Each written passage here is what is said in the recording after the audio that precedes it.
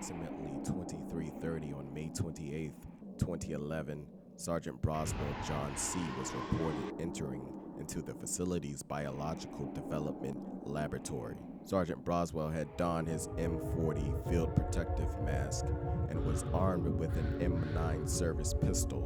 Upon entering the lab, Sergeant Broswell shut off the cooling system to the biological samples chamber. He then proceeded to remove the lid to the chamber and retrieve the PAX 397 hypervirus and PAX 398 antivirus.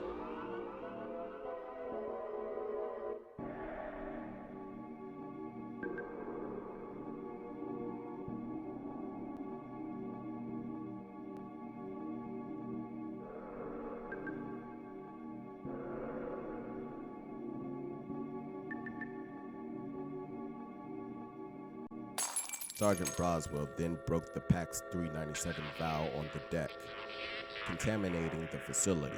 Sergeant Broswell then left the lab with the PAX 397. At approximately 23:35, Dr. Gerald's Mike E. and Dr. Hollow's Samantha S. were alerted to the facility's contamination at their own base residence.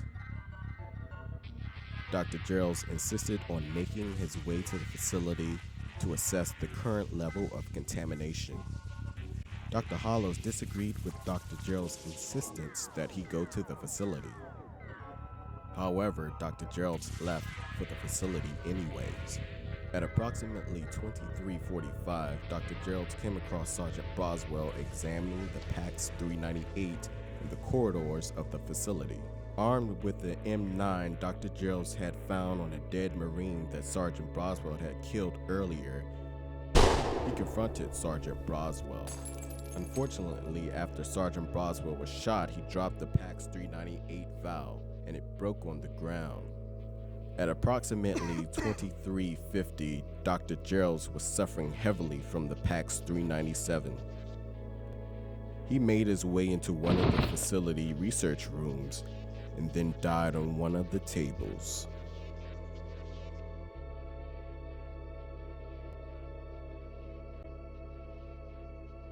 At approximately 23:55, Dr. Hollows found the body of Dr. Geralds.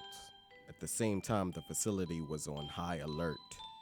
All the Marines at the facility were directed to capture both of the doctors. It was at that time that Dr. Hollows, knowing that she was not only wanted, but infected by the PAX 397, took Dr. Gerald's M9 and shot herself.